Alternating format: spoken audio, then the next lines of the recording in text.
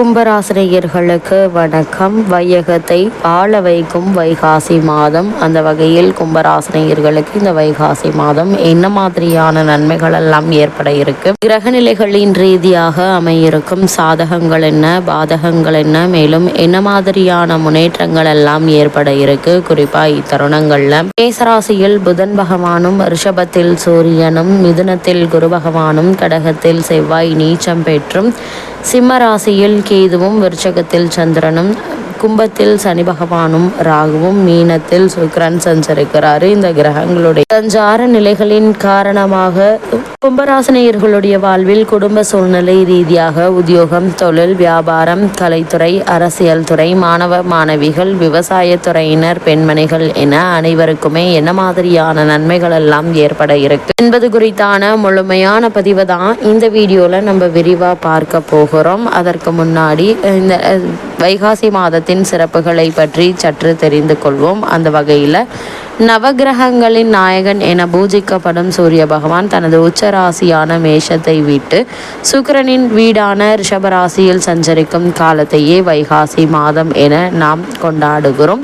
சுக்கிரனின் ராசியான ரிஷபம் சூரியனுக்கு பகை வீடாகும். அக்னி ஸ்வரூபமான சூரிய பகவான் தனது பரிபூரண வீரியத்தை சற்று குறைத்து கொள்ளும் கத்திரி வெயில் முடிவு காலமும் இந்த வைகாசி மாதத்தில் தான் நிகழ்கிறது. மேலும் பழனி ஸ்ரீ முருகப்பெருமானை நமக்கு அளித்தருளிய போக சித்தர் அவதரித்த மாதமும் இந்த வைகாசியில் தான். அது மட்டும் இல்லாமல் கமல முனி, நந்தீஸ்வரர் ஆகிய சித்த மகாபுருஷர்களும் இந்த வைகாசி மாதத்தில் தான் அவதரித்தனர். வைணவ அவதார புருஷர்களான நம்மாழ்வார், திருக்கோஷ்டியோர் நம்பிகள், பெரிய திருமலை நம்பிகள், ஸ்ரீமத் அழகிய சிங்கர், திருவாய்மொழி பிள்ளை ஆகியோர் அவதரித்ததும் இந்த புண்ணிய பூமிக்கு தெய்வீக பெருமை சேர்த்த மாதமும் இந்த வைகாசியில் தான். இவ்வளவு மேன்மைகள் கொண்ட இந்த வைகாசி மாதம் கும்பராசியை சேர்ந்த அவிட்டம் 3ஆம் பாதம் முதல் சதயம், பூரட்டாதி 3ஆம் பாதம் வரை உள்ள நட்சத்திரக்காரர்களுக்கு குடும்ப சூழ்நிலை ரீதியாக என்ன மாதிரியான நன்மைகள் எல்லாம் உங்களுடைய வாழ்வில் ஏற்பட இருக்கு என்று பார்க்கும்போது, ஜென்ம ராசியில் சனி பகவானும் ராகுவும் இணைந்திருந்தாலும்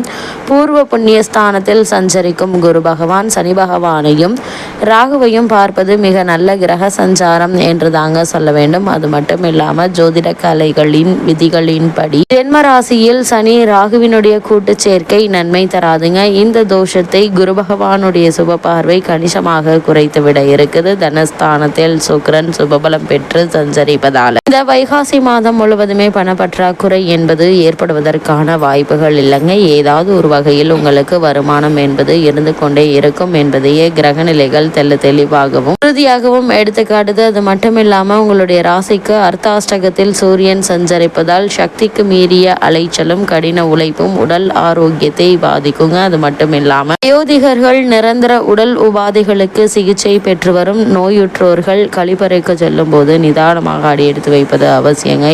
இந்த காலகட்டத்தை பொறுத்த வரைக்கும் கும்பராசிக்காரர்களுக்கு அவ்வளவு சாதகமாக இல்லை என்பதால அதிக கவனத்தோடு இருப்பது நல்லது என்பதை கிரகநிலைகள் மீண்டும் மீண்டும் அறிவுறுத்துதுங்க. நண்பர்களும் உறவினர்களுக்கும் கடன் கொடுப்பதை தவிர்ப்பது நல்லது. அதே போல் அவர்களிடம் கடன் வாங்குவதையும் தவிர்ப்பது நல்லதுங்க. திருமண சம்பந்தமான முயற்சிகளை மேற்கொண்டு வரும் கும்பராசினியர்களை பொறுத்த வரைக்கும் சிறு சிறு குழப்பங்கள் ஏற்பட்டு அதன் பிறகு வரன் அமையுங்க. அதுவரை நல்ல ஒரு வரன் அமையும் வரை நீங்கள் பொறுமையாக இருப்பது அவசியங்க. எடுத்தோம் கௌத்தோம் என்று எந்த செயலிலும் ஈடுபட வேண்டாம். அதே போல வெளியூர் பயணங்களின் போது பணத்தையும் பொருட்களையும் பாதுகாப்பாக வைத்துக் கொள்வது மிக மிக அவசியம் என்பதை கிரகநிலைகள் மீண்டும் மீண்டும் அறிவுறுத்துதுங்க. அதே போல் கும்பராசியை சேர்ந்த உத்தியோகஸ்தர்களுக்கு இந்த வைகாசி மாதம் மேலும் என்ன மாதிரியான நன்மைகள் எல்லாம் ஏற்பட இருக்கு என்று பார்க்கும்போது, ஜென்ம ராசியில் சனி பகவானுடன் ராகு இணைந்திருப்பது சக்திக்கு மீறிய உழைப்பும் கூடுதல் பொறுப்புகளும் பணிகளில் வெறுப்பை ஏற்படுத்தும் என்பதை கிரகநிலைகள் தெளிவுபடுத்துதுங்க. இருந்தாலும்